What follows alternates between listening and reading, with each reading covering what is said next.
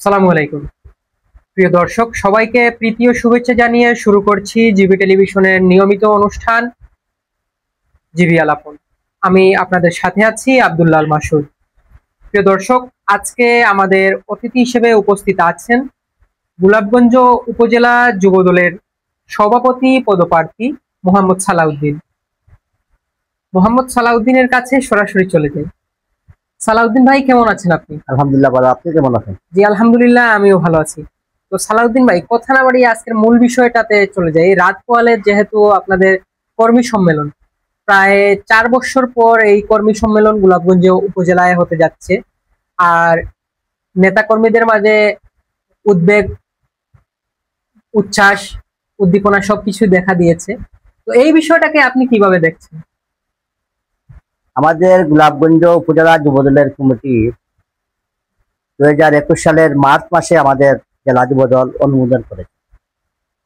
আমাদের দীর্ঘ প্রায় 4 বছর হয়ে গেছে। আজকে আগস্ট আগস্ট মাসের 22 তারিখ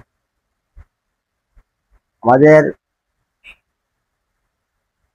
যুবদলকে সুসংগঠিত করার লক্ষ্যে যখন আমাদের এই কমিটি জেলা কমিটি অনুমোদন দেন, তখন দেশের পরিস্থিতি খুবই খারাপ ছিল। এই জালিম সরকারের অত্যাচার, নির্যাতন, আমাদের প্রথম যুবদলের যে মিছিলটা, আনন্দ মিছিল আমরা করতে পারিনি পুলিশে বাধার কারণে।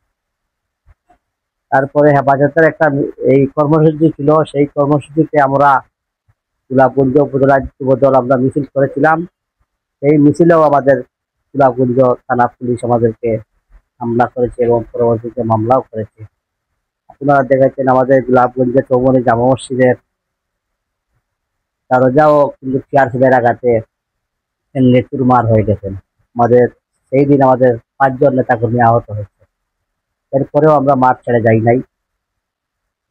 আমাদেরকে যেই আশা, যেই প্রত্যাশা নিয়ে দেশ নায়ক তারেক রহমান আমাদেরকে যে দায়িত্ব দিয়েছেন, বিশেষ করে আমাকে গোলাপগঞ্জ উপজেলা যুবদলের সদস্য হিসেবে আমি সর্বদা চেষ্টা করেছি, দলের জন্য কাজ করেছি, আন্দোলন সংগ্রামে সামনে থেকে নেতৃত্ব দিয়েছি।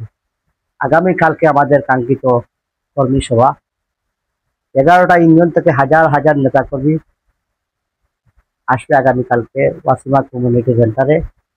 আমাদের যুবদলের বিশাল এই আয়োজন।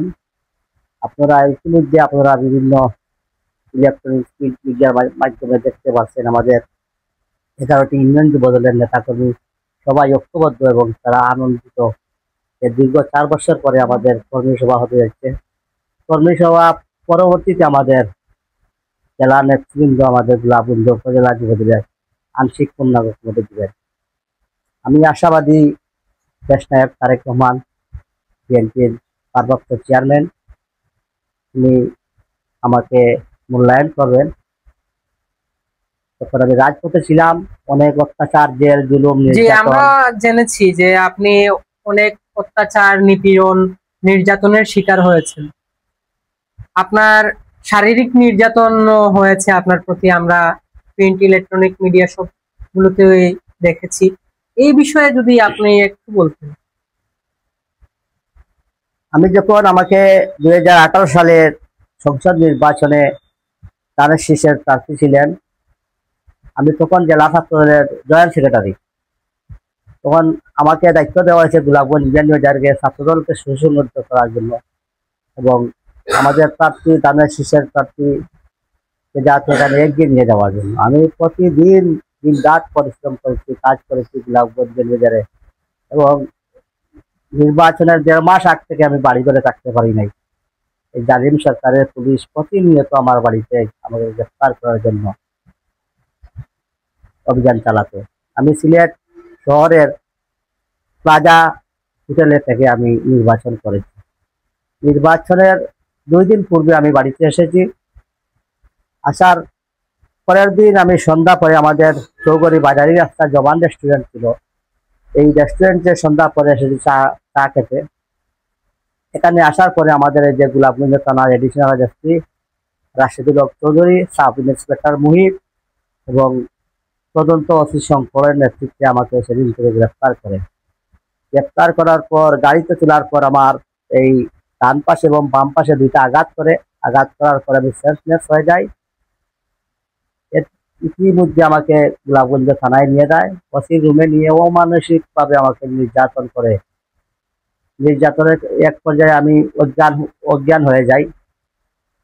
তখন আমাকে আবার তারা এই থানার লকআপে নিয়ে নিয়ে যায়। তখন আমার যখন জ্ঞান ফিরে, তখন দেখি আমি গোলাপগঞ্জ থানাতে আছি।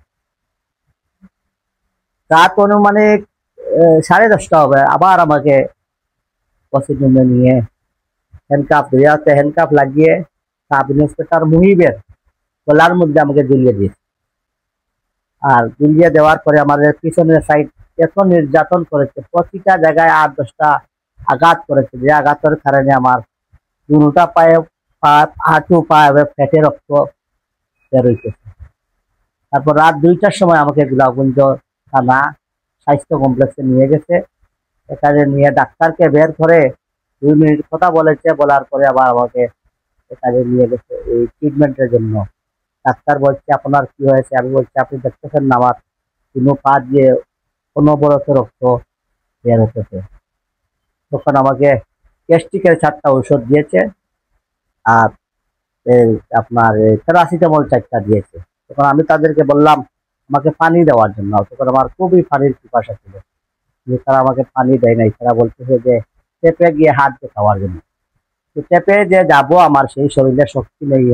আমাকে 2জন লোক নিয়ে গেছে, এই কনস্টেবল 2জন আমাকে সিএনজি থেকে তুলামারে নিয়ে এখানে হসপিটালে চিকিৎসা হয়েছে। তখন আমাকে কোনো পানি দেয় না। তখনই আমি ভাবছি হয়তো এই রাস্তায় আসার পরে হয়তো আমাকে ক্রস পার করে মেরে ফেলবে।